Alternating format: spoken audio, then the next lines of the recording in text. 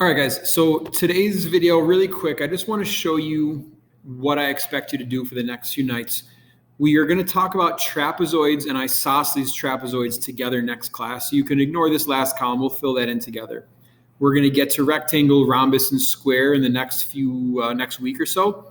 Tonight, we're just going to focus on this yellow column parallelogram. So what I'm going to ask you to do is fill in this column with a yes or a no, depending on which of these things are true.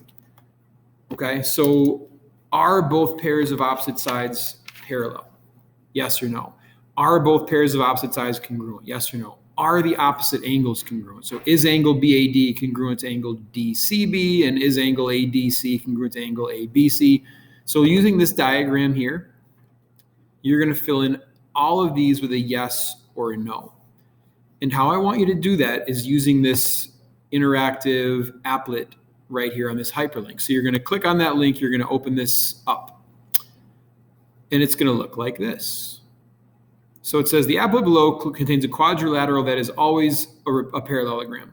So we're going to look at all the properties. You can use these questions to kind of guide you.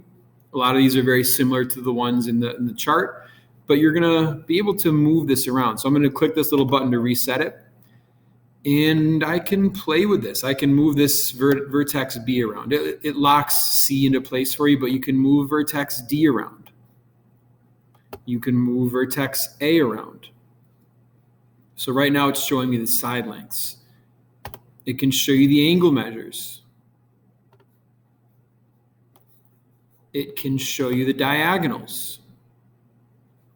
It can show you the angle measures with the diagonals. So you're going to have to do some exploring on your own. All right, using this diagram, I want you to answer all of these questions, 1 through, I guess I got to renumber these. It starts at number 2 for some reason.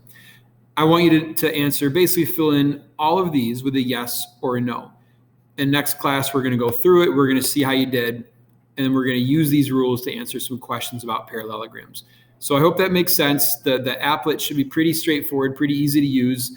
You might have to get a little piece of scrap paper out to jot down some ideas, but what I would do is I would have this open in one tab, have this open in your other tab, and that way you can kind of go back and forth investigating these properties. Okay, and like I said, next class we'll get into some trapezoid rules, and then we're going to practice with these things when I see you next time. All right, do not do rectangle, rhombus, and square tonight. I mean, if you really want to get a head start, you can, but we're going to get to those at a later date. Okay, so I hope that makes sense. Let me know if you have any questions, and I will see you guys next time. Bye.